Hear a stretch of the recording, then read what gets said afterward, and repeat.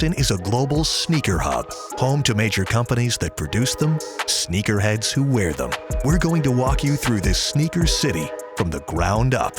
Your hosts, Glenn Jones of NBC 10 Boston and Amina Smith of NBC Sports Boston. Hello and welcome to our special, Sneaker City from the Ground Up, a conversation about how and why Boston became a sneaker hub. Now, there has been a rise in sneaker culture on the streets, in the workplace, and probably in your own home.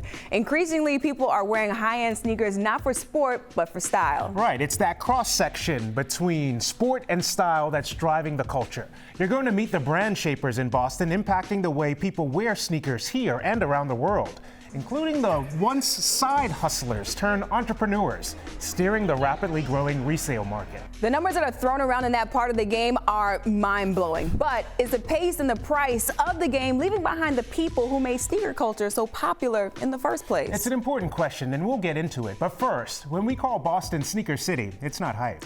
Check it out. Of the top 10 sneaker brands, 3 of their headquarters are right here in Boston. You got Reebok in the Seaport, you got Converse near North Station, and New Balance right in Brighton. Puma is based in Germany, of course, but its North American headquarters is in Somerville. If you expand to include the top 15 brands worldwide, Waltham-based Saucony represents. So let's get inside some of those brands now to find out why Boston became such a haven for sneakerheads.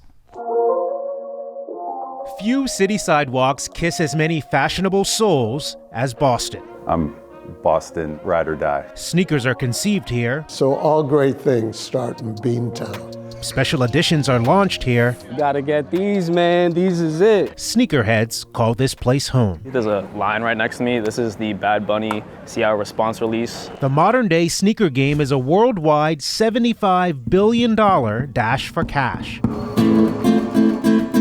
For Puma, the race for revenue runs right through Boston. Its North America headquarters is in Somerville. It's in our business, gone are the days of a headquarters that's behind the gates. Puma North America CEO Bob Fillion took us deep into their digs.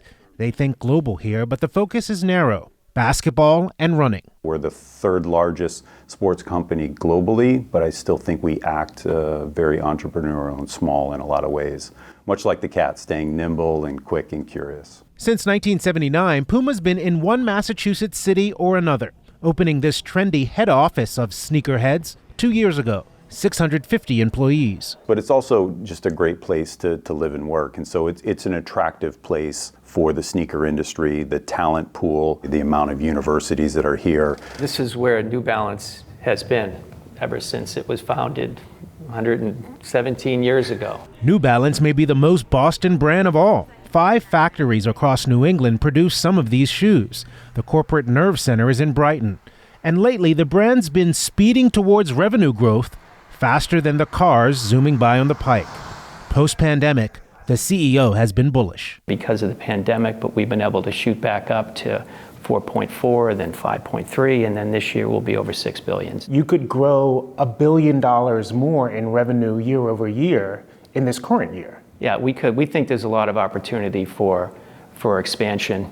Geography, we're really strong in running, we're really strong in lifestyle. While running is a New Balance staple, its popularity as a lifestyle brand with ambassadors like rapper Jack Harlow is all new.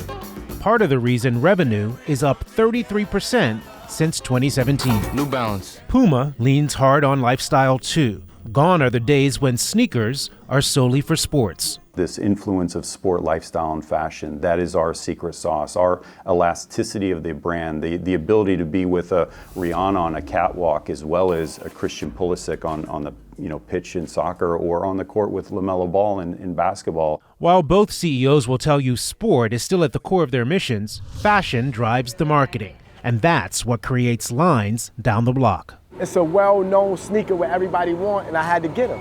When Adidas launched a new collab with Bad Bunny, Concepts on Newbury Street was the only place on the planet you could get them. Me and my friends drove here at 3 a.m. Crazed for kicks. That's Boston.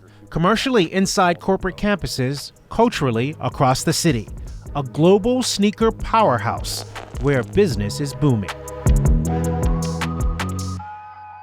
As you just saw, the music industry has helped many brands go from sport to street. Back in the late 80s, Run DMC joined forces with Adidas to create the first ever collab between a music group and a sneaker company. But even while Run DMC was playing in the clubs, chances are good that if you showed up in a pair of Adidas, you get sent home. Now sneakers are basically the uniform. Ace Gershfield is a longtime nightlife event promoter in Boston who has watched his evolution over the course of his career. He said the eventual mainstream acceptance of hip-hop is what led to the acceptance of sneakers in the club. Sneakers has always been part of the hip-hop culture, which I think was part of the reason why it was somewhat used as the filter to say no. Because historically, that just wasn't the consumer base that was as acceptable to the management. And Glenn, one man rocking sneakers before it was cool turns out to be a familiar face to local sports fans. You're talking about Patriots owner Robert Kraft. He told me never in his wildest dreams did he expect to be at the forefront of fashion. But circumstances in his life changed, so he put one sneaker-clad foot in front of the other. That's the latest shoe right here, the one that came out last month.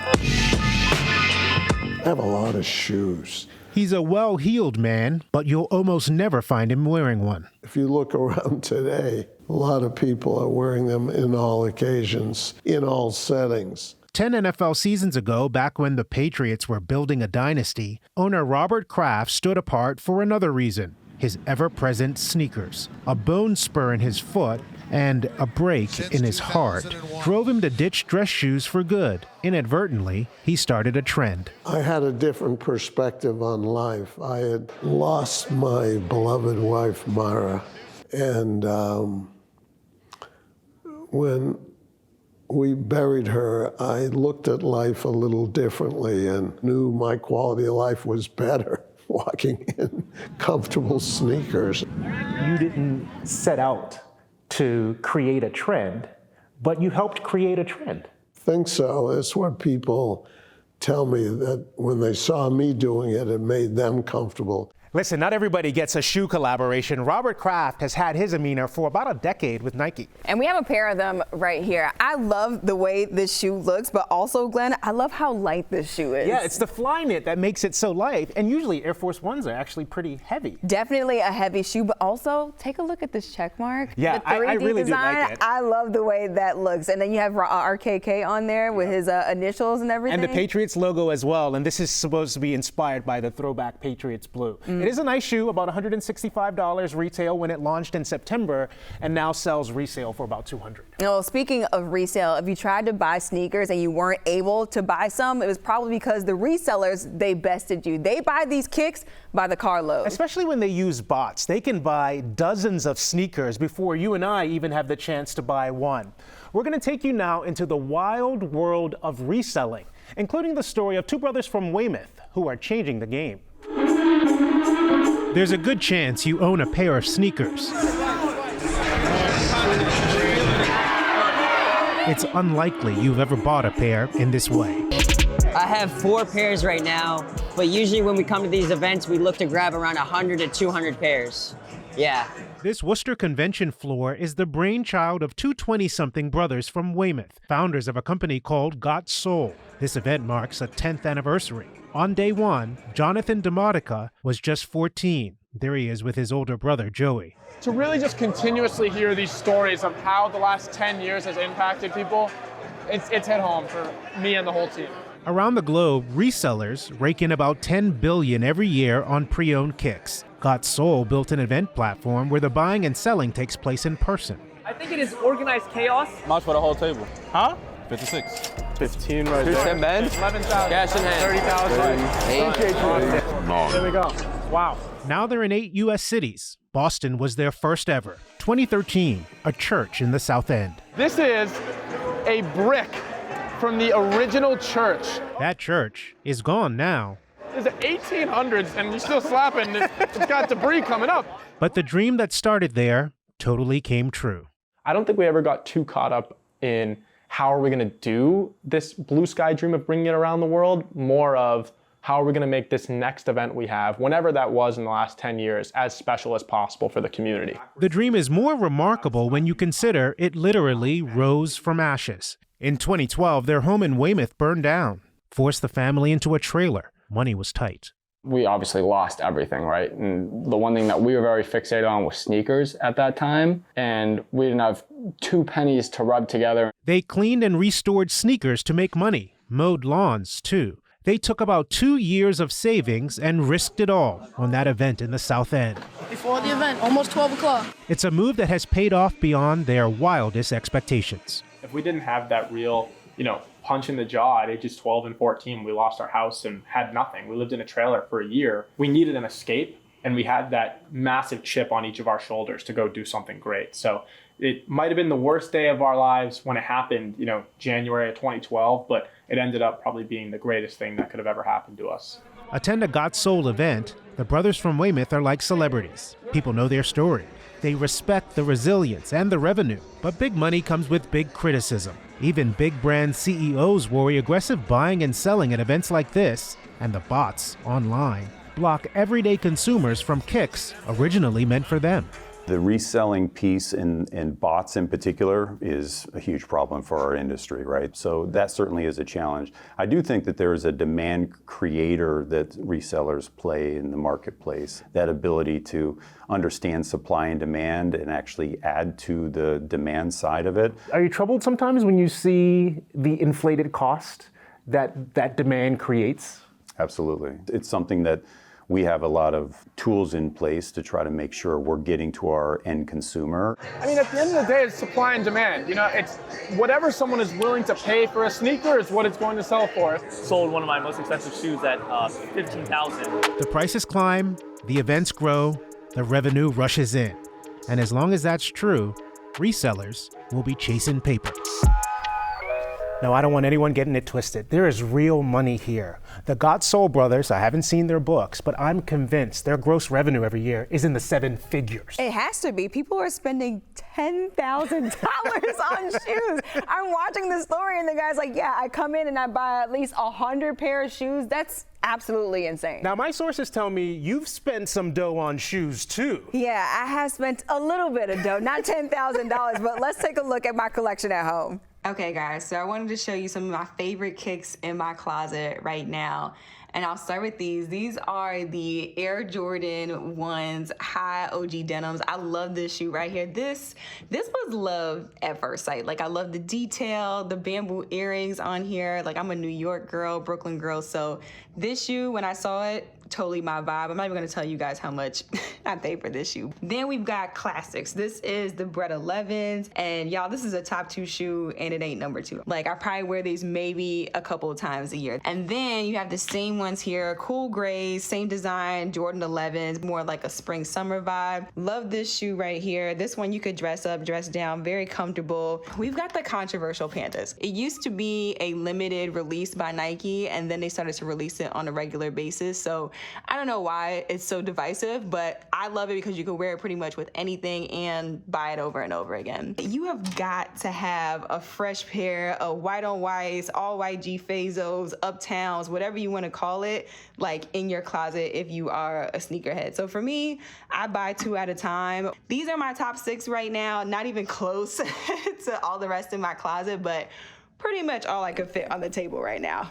Man, Amina, we might need to get you enrolled in Sneakerhead Anonymous. Look, I'm not that far yet, okay? I was at one point, but now I'm getting better. I'm a little bit more reserved when it comes to spending money, not $10,000 on sneakers. Right, so. well, we celebrate your progress. So it was awesome to see your collection. Thank you for doing that. Yeah, of course. All right, so as the resellers have shown us and Amina's closet, there is a high demand for sneakers, but high demand almost always means higher prices. And that means there's a certain group of people also getting priced out. We talk about that coming up.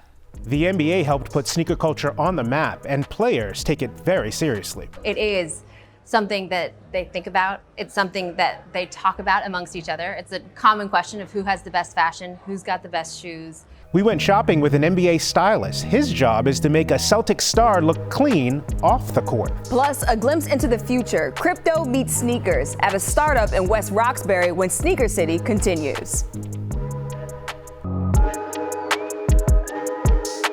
Most of our shoes come from events like this, or we get a lot of people that come in store to sell us pairs too. Yep. So if you get to your goal of 100, about how much will you have spent? A lot of money. So today, for instance, we bought 25,000. Ooh, welcome back to Sneaker City. He was looking to buy 100 pairs of sneakers in one day, and that kind of aggressive buying is totally fair game. However, Glenn, it could be pricing out a certain group of people. I'm sure that it is. I mean, and he was not the only one there with that kind of cash to spend. And when you have that kind of demand on sneakers, it of course raises the prices, and that's where people get left behind. So we wanted to have a conversation about this very issue. So we went to the South End. We talked to Dart Adams, who is a historian who happens also to be a sneakerhead. He has lived in the South End for decades. The demographics of his neighborhood have changed so much during that time. He sees sneaker culture's evolution as very similar. He says when sneakers got flipped like South End condos, it changed the face of sneakers. If you open up a magazine, open up a publication, and you're talking about the resale game, look at the face of the kids or the people who are at the front of the resale game. Rarely did they look like us, But who were we? We were the people that were the arbiters of the culture. We were the people that spread the culture. We're the people that were the OGs. It was a fascinating conversation. That's just a small part of it. But I think to summarize, what he's saying is there's two sides to this issue. Black culture getting appropriated, which he cites as happening many times in our history. And that can be a compliment for people who started that culture. But also when that culture is appropriated, the popularity of it is such that the cost to be associated with it goes up too. And that's where people get left behind. Yeah, I think about just growing up in Brooklyn, and when sneakers drop, particularly Jordans, people are outside at 4 or 5 o'clock in the morning. This is like an event when you go and buy a sneaker. And so those sneakers retailed at $160. That's already a lot of money for people in certain communities. But then now you have resellers buying these sneakers and then reselling them for 2, 3, 4 times the value. Now you have an entire community of people that can't afford that shoe anymore, and they are, just like he said, the OGs of the culture. Yeah, that's the crux of the issue, really, because when you got up at 4 or 5 in the morning, as long as you got up early enough and you had the cash, that was the price. But now with the resale market, the person who has the most money is more likely to get the shoes because that's the way that the resale market works. If you've got the cash, you get the shoes. If you don't, you don't. Yeah, it's really the gentrification of sneaker culture. But then also I think back to the Dunks, the Nike Dunks. They were skateboard shoes. These are shoes you could buy for $80, maybe $100, and maybe most expensive $120. Right. But then after you have a lot of resellers making it popular, these are shoes that are now going for $400, $500, $600. So again, now you have a certain community that can't afford that shoe anymore when they were the arbitrators of that culture. Yeah, we could not have a fulsome and honest discussion about sneaker culture without touching on this issue. So I'm glad that we did. If you want to hear more about this issue, we encourage you to go online. I spent half the day really with Dart Adams, roaming and reminiscing through his beloved South End. Music came up a lot. Wait until you hear what he says about New Edition and Little Richard. You can see more of our conversation online at nbcboston.com/sneakercity. Check out that jacket. Sweet. Cost is not a problem for NBA players when it comes to sneakers or any other item of clothing. As you can see, some take what they wear to the games very seriously. Look at me rocking a bomber like Drew Holiday. Pro basketball players have the greatest influence on fashion trends, probably more so than any other professional sport. Jason Tatum and Jaylen Brown are two of the biggest examples. And one of their new teammates, Drew Holiday, he's no slouch either. All right, let's take a look at what's driving this culture, this impact on fashion trends from head to toe.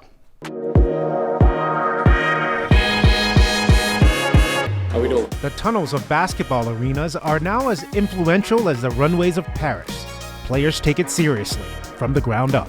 It is something that they think about. It's something that they talk about amongst each other. It's a common question of who has the best fashion, who's got the best shoes. What do we look at in the tunnel? From the floor to the ceiling. Brandon Williams is an NBA stylist. It comes from the shoes to the head. Tunnel walks can drive sales.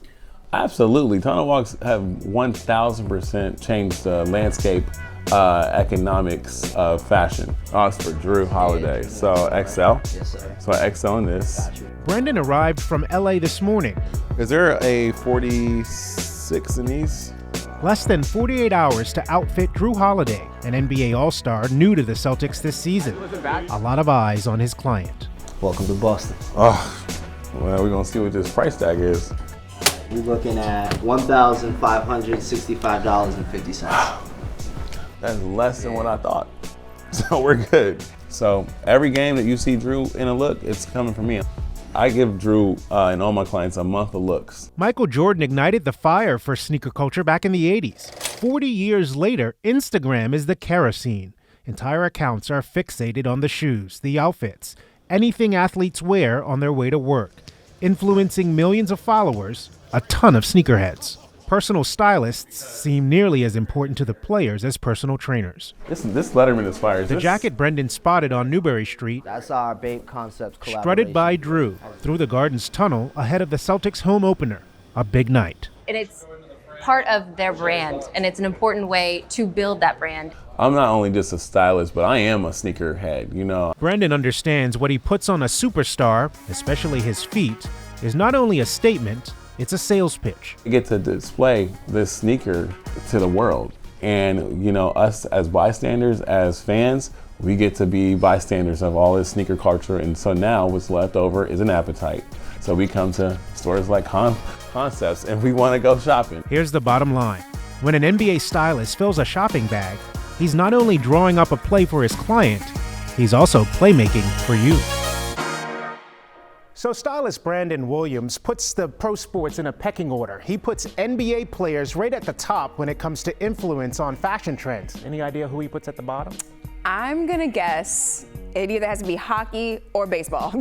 Major League Baseball players are the ones that he puts at the bottom. He says those guys need a lot of help. Yeah, they definitely need some help in the MLB. Well, guys who don't need help, obviously, those players in the NBA. Let's take a look at some more of those looks from players on this Celtics team. And Jason Tatum, when you talk about pecking order in terms of style, I'm not gonna lie, Jason Tatum is at the top. I feel like he is at home laying out his outfit before every single game. Yeah, he always looks good. And he always has that air of confidence, which is what you want to see from a star player. Of course. And Jaylen Brown as well, he has some great style too. Jrue Holiday, new addition to the Celtics team. I mean, like I mentioned earlier, he's coming with his A game before every single game. Yeah, and of course he brought his stylist with him to Boston from Milwaukee, and that is paying off too. I mean, bringing your stylist to the new city that you're playing in, that's top tier. Then you have Kristaps Porzingis the other night, suited and booted. This is a totally different look though. I mean, you don't see a lot of suits in the tunnel. Yeah, he looks great. And, you know, we know, of course, he's not buying that off the rack because he's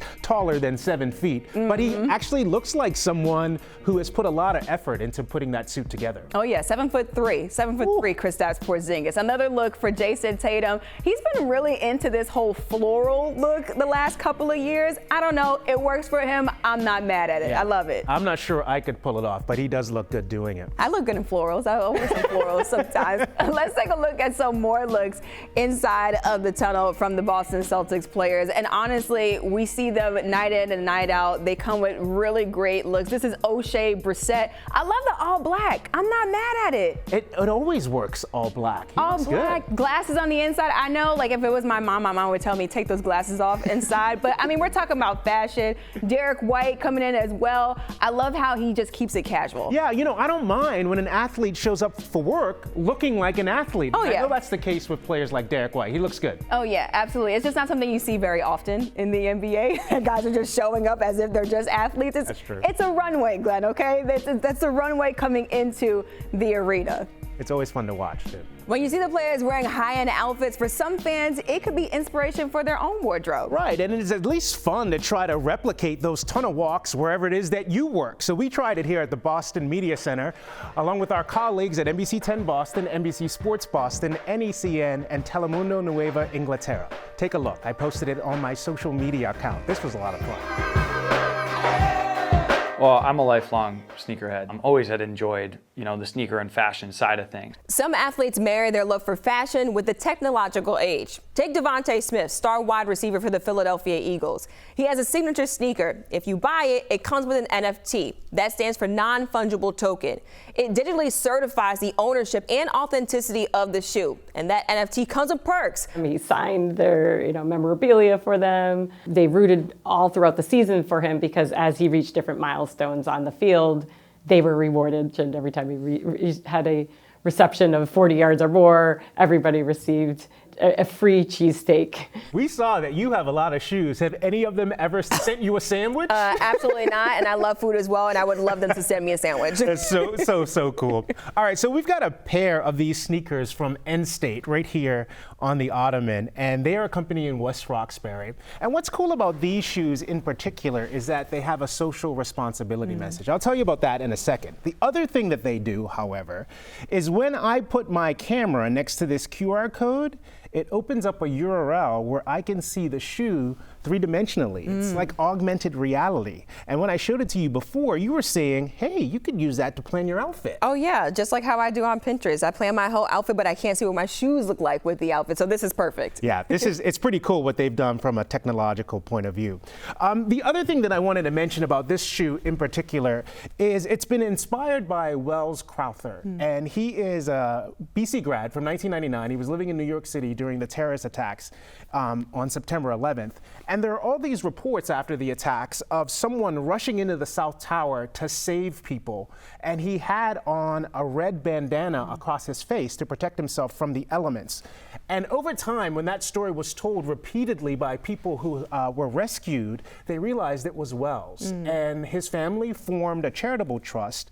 And the proceeds of this shoe, which were inspired by Wells, go to that charitable trust. And they have other ways in which they're trying to put forward a social responsibility message when somebody buys the shoe. I think that's very cool. Not only a shoe that actually looks good, but also something that comes with a really great cause. Yeah, he played lacrosse at BC, and you said they have Oh yeah, they had the red bandana game every single season. So that's why I looked at it and I was like, okay, this makes sense. I'm putting 2 and 2 together with that red bandana game as well at Boston College. Yeah, it definitely clicked. Amina, this was so much fun. It definitely was. We hope you enjoyed getting to know Sneaker City. To see our stories in full, go to NBCBoston.com/Sneaker City. There's really so much to see there. Thank you guys for joining us. I'm Amina Smith. I'm Glenn Jones. For all of us here at the Boston Media Center, thanks for watching.